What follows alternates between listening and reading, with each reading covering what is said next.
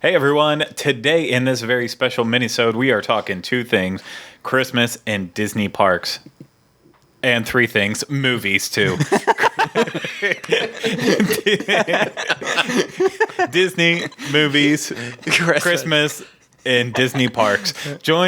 I'm Craig Williams, and today I am joined alongside by Steve Porter. Hello. And then back on the controls, Mr. Ryno Clavin. Hello. Ho, ho, ho, Ryno. Merry Christmas. Merry Christmas. So, yes, we are starting to get in. If this was the ABC's 25 days countdown to Christmas or whatever it is now, freeform, we would be on day like 29. Because we're still in November here, but we are getting very close to Christmas. We are on the countdown to Christmas.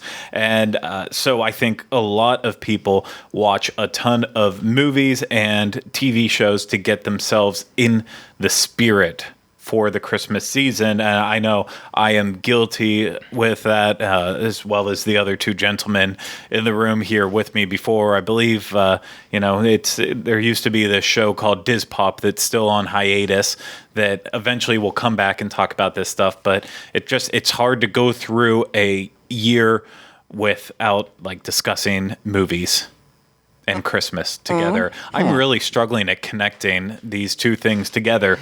Hopefully I'll be able to kick it off. But yeah, we're doing this one with a little bit of a twist in that these are Disney movies that maybe will enhance your upcoming trip to Walt Disney World if you are coming down sometime in December. Things you might want to watch to start getting excited for, help you plan. Maybe not even just Walt Disney World, maybe one for Disneyland. So why don't we kick off with the big one, the one that you should watch if you're going to Disneyland or Walt Disney World this December. And that, of course, is The Nightmare Before Christmas. It's absolutely a must watch. Why is that? Well, if you're going to Disneyland, of course, you have the awesome Haunted Mansion Holiday, where their Haunted Mansion completely gets remade into a Nightmare Before Christmas theme to it. And then over here on our side of the coast, it doesn't get that much love in the Christmas season, except it is a huge part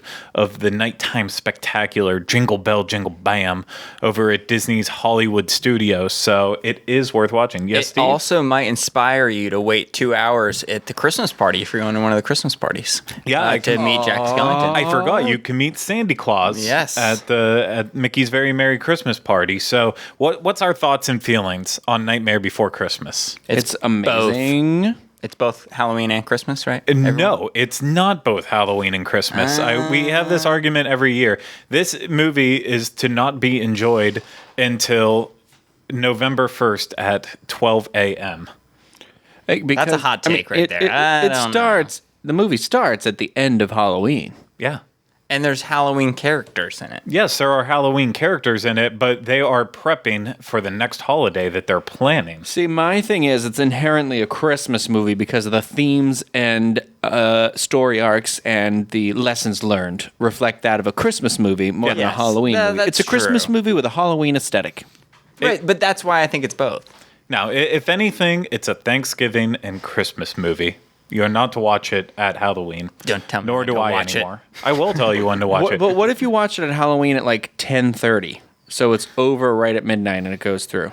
I mean, if you have kids, I guess that's okay, and they have to get to bed before midnight, but even that's stretching it there. It's not to be enjoyed until November 1st. Okay. And that's my official on there. But Nightmare Before Christmas, it's a classic, not appreciated in its day very much, and then just became very popular as a cult classic, and now it's almost, at least in my friend realm and the Disney realm in a whole, it's basically seen as like a classic. Oh, for sure.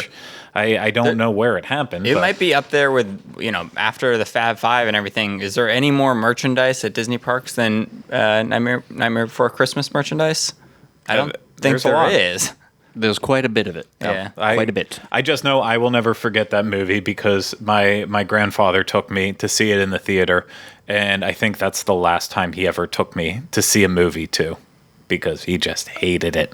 Oh, I thought you were going to say because then he died. No, he's still with us. I was like, your story makes me sad because my mom took me out of school to go see it, and then we had to keep it a secret, but I couldn't keep it a secret, and I told my brother. No, he's still with us. He just really hated it, and I don't think he's ever forgiven me for it. The next thing that I want to talk about, I don't know why I'm being like so strict in my words here, but the next thing, this is a Ryno classic. It's also one of my favorites too, and it is, believe it or not, the first full-length feature to be produced at Disney's MGM Studios. Oh, Do you know what I'm talking about, Steve? No, I don't know. Ryno? Ernest Saves Christmas. Oh, I didn't know that. Have you seen any of the Ernest P. Whirl? Oh my God! Don't be shaking your head at me that way. Yeah, so this one obviously isn't going to help you too much get in the mood for going down to Disney parks in December. But back in the day it would have, because the Ernest's house, the exterior of that was one of the many houses, like the Golden Girls house. I never got to see that. On the back lot of, very cool. of Disney's MGM Studios at the time. And of course, when Lights, Motors, Action came in and just ruined tore everyone's it all lives. apart, we lost that bit of history. But yeah, in fact, there were parts of Ernest Saves Christmas filmed at Hollywood Studios. And even more than that, they filmed the entire movie in Orlando. So it's a really cool glimpse to see, like, there's certain little sections in the movie that you can't go to the sites anymore. Like the children's museum in it was there for a certain point in time, and now it's torn down, but you get to see like shots of downtown Orlando as it was back in the late 80s when this movie was made. And I don't know, just knowing I have a fun fact about this movie. It's not really a fun fact, it's more of a why I'm crazy. So there's a scene in that movie where Ernest burns his hand while he's making breakfast with the pancakes, if you're familiar. And he's got a giant bowl of butter next to him, which he decides to cool his hands in because they've been burned. So obviously one would put them in butter. For years, after watching not Ernest Scared Stupid, that was when I couldn't drink the milk.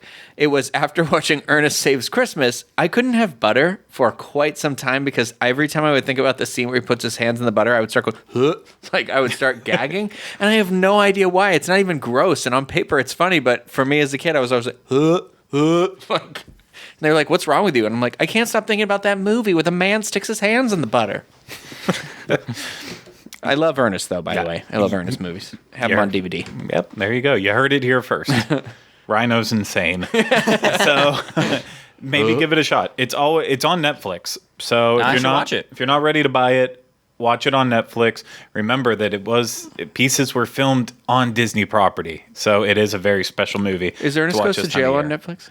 No, it's not. Oh, man. No. Okay. And nor should it be. Kids don't need to stumble on that like it's a good movie. And electrocute themselves like I did. Anyway, that's a whole nother episode. That'll be the next how Ernest messed up my life. Next Minisode will be the top 5 ways Ernest ruined your life. So let's move on to one that I think everyone should watch before they're coming down to the parks or going to the parks for Christmas, and that's Mickey's Christmas Carol. Oh, yeah. And there's nothing inherently, again, about with the Christmas Carol in the parks. I believe Scrooge is, you can meet Scrooge at Mickey's Very Merry Christmas Party, but you have Scrooge in DuckTales too. So let's not start blending that all together. A little bit of the Sunset Season's Greetings does focus on the Victorian charm of Mickey's Christmas Carol, but I don't know, just something about it. It's such a good cartoon. Oh shoot! The windows on Main Street. Yeah. Okay, now I feel really stupid. I thought that's where you're leading into because that's one of my favorite makeovers. I was with Craig. I was just thinking it was a general Disney. You get to see the Fab Five Christmas movie, right? I was about to launch into what they need to do with the stage show on Mickey's Very Merry Christmas Party. I think they should take away the music. That would be and cool. make it actually. They should make it a retelling of Mickey's Christmas Carol. I'm impressed. On there. I think that would be cool. Like way back, I don't know if you guys did the party way back in the day, but they used to do the night before Christmas back on the old Tomorrowland stage. Yeah, I remember that. And that was actually the best entertainment in the party. It was so cool. Weren't they like folding chairs you had to sit in or something? Well, no, they had a bunch of benches like that weren't normally drilled there, into the right? ground. No, they were. Okay, they were in there, but it looked really out of place. Yeah, in the you're like, old stage. This is a bizarre area. Yeah, it was very bizarre. But no, ever since that show's gone away, like they've needed something that kind of had that same classic spirit. And there's nothing more classic than the story of the Christmas Carol. Smith-mashio. Pistachio. Pistachios. But yeah, I completely forgot about the windows on Main Street that are lying telling the story of the Christmas Carol. So what better way to get excited to come down to Main Street, USA in the Magic Kingdom and see those windows than by watching the story at home first? And be a little confused because Mickey and Minnie, all the characters play people in the movie, and Mickey and Minnie have children. Not to be over dramatic, but you've had plenty of great ideas on any of the Diz shows, but that is probably my favorite one because when I wrote the Christmas overview, the whole time I was thinking about how bad the current stage show is. I was like, I don't know what they would replace it with that would have the Christmas characters that wouldn't be this cheesy, and that is like... It's like taking the Hocus Pocus step for the Halloween episode. Take that... that classic kind of almost forgotten about, but it's got a cult following, and pop it into the mainstream. Yeah, that's impressive. I love that. Well, speaking of that terrible stage show, it ends with one of the greatest songs ever written for a Christmas film, and it's one that you definitely should watch before you visit a Disney park, and that is Muppets Christmas Carol, sticking in that same one. I'll be frank, I say it as much as I can. Muppets Christmas Carol is my absolute favorite Christmas movie in every way, shape, and form. It is. I don't think they've ever done it better. I don't think there's a better telling of the Christmas Carol story. It's just perfect in every way. Throw that on with the Paul Williams music, like Feels Like Christmas, that you can, again, hear in that awful show. But just so much good happening in there. And if you're going to watch a Disney-related holiday movie, I don't think you could pick a better one than Muppets Christmas Carol. Yeah, no, I agree. Would you know it'd be awesome? Speaking of cool ideas, wouldn't it be cool if they made Muppet Vision 3D have a Christmas overlay? That would be cool. I would even take in Liberty Square. They already do the Muppet show. Do a little extra show with them, Christmas related though. Yeah, that'd be cool. But I would rather have a seasonal show on Muppet Vision 3D. That would either of those honestly would fit it, like because you could do the Muppets as part of an incentive for the party. Just do one of those party shows, or I think it would be a shame not to have it to the public. But I agree, an overlay over there to make Hollywood Studios a little more festive would be nice. If we can't get a Mickey's Christmas Carol stage show during the party, maybe we could get a Muppets Christmas Carol up in the windows. But who knows? Probably will never happen. I'm going to go a little bit obvious on the next one in terms of what you need to watch, and that is Prep and Landing, the ABC special that follows the two elves, Wayne and Lanny, who are part of the Prep and Landing division, that they go down and they get the houses ready for Santa Claus to come in. They made two different specials out of it, the original and then a sequel that throws in Wayne's big brother who always steals the show. I actually think they're really, really enjoyable. They're TV Christmas specials. So it just, in principle, they can't be that good. You have some that rise to the top, like... She thinks like I'm Frosty cute. the Snowman. Oh, see, I said Rudolph. Well, in Rudolph and obviously A Charlie Brown Christmas, but then you also have a lot that have fallen below that you just don't even talk about, like the Inspector Gadget Christmas special. What? Yeah. You didn't know? That was a thing. Oh, the Star Wars Christmas special? No, people remember that, but not for good reasons. Other little things like the Garfield Christmas special, which I do love that one, though. That sounds wonderful. But so Prep and Landing is not going to be around in probably 100 years, but I do think it's something worth watching, especially considering that Jingle Bell, Jingle Bam is literally centered around Prep and Landing. And also the Hollywood's... the Tower of Terror show, or projection show, or it's not a show, but I don't know what to call it. The Sunset Seasons Greetings, they're the segues between the little pieces. So they are they're permanent fixtures of everything Christmas happening at Hollywood Studios. So if you haven't watched it yet, I do recommend it. You can pick it up anywhere or wait for it to come on ABC sometime this Christmas season, but give it a chance if you haven't yet. It's worth a watch. And another thing that will help this time of year at Hollywood Studios particularly is if you haven't gone out to see Coco yet, first off, you need to do that because it's an amazing movie. Second, you have to sit through Olaf's Frozen Adventure before you get to watch Coco. But Olaf's Frozen Adventure is everywhere right now. They completely changed the ending of the Frozen sing-along. So it is songs from Olaf's Frozen Adventure. There's a whole little bit about it in the Sunset Season's greetings. So again, just like Prep and Landing, it has a firm grasp on what's happening for the holidays this year at Hollywood Studios. So it's worth going to watch it. It's a charming little short. It's not in the right place that it should be in front of Coco.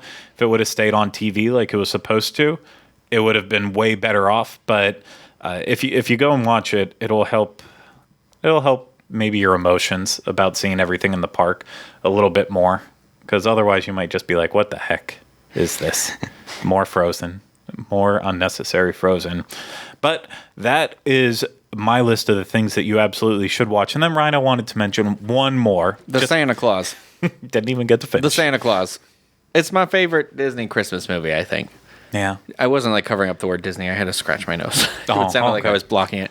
I don't know. I remember my mom like taking us to see that in the movie theaters because I think she had gone to see it and like loved it so much. She's like, you kids gotta go see the Santa Claus. And so like, I don't know.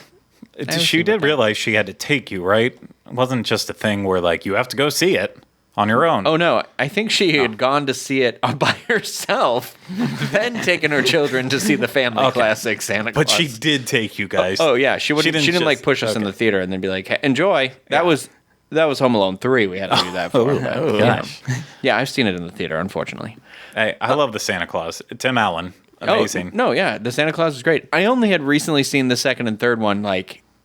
The third one's horrible, right? A couple years ago, like 4 or 5 years ago. Never watched them. Both. What? Okay, so that's what I didn't either, and I just went through. I liked the second one because it has Juliet from Lost in it, Elizabeth Mitchell. The third one's horrible. Third one right? has Martin Short, right? Yeah, it had a potential for like a good idea, but it's never carried through. Also, the second and third one have. I don't think Bernard's even in the third one. First of all, second of all, Spencer, whatever that kid's name was that ruined everything, is in those movies. So immediately after the first one, Spencer Breslin. Yeah, he's the man who saved Cat in the Hat. Yeah. Well, his magic didn't work for Santa, so I've never watched the other two. My whole mindset on it was you already have perfection with the Santa Claus. Why go and ruin it with 2 more sequels? And so that's why I've never watched them. I'm just waiting for the Heavyweights Christmas sequel. You are very excited for A Christmas Story live on Fox. You're very excited to get the Blu-ray release of Christmas Vacation 2, the Eddie and his family in Paradise. You're excited for so many things. I did almost buy the Blu-ray for It's a Wonderful Life. I know that's not a Disney movie, but I was going to yell out to Craigery. Merry Christmas, everybody!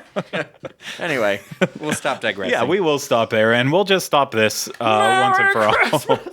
That's it. I need a big bell. Yeah, go get yourself a big bell. We'll do that right after we're finished. So, of course, down in the comments below, let us know what your favorite Disney Christmas movies, TV shows, whatever you have out there to get you psyched up for when you're going to the parks, things that you think other people should watch too. We will read them. Hit thumbs up if you liked this and you want more of it. And, of course, share it with a friend if you think they'll get a kick out of this. I know it was a little weird. We're feeling a little off today. That's always cool. So that's going to do it for this Minisode. We'll be back with you again for another one some point in time in the future. So until then, Merry Christmas.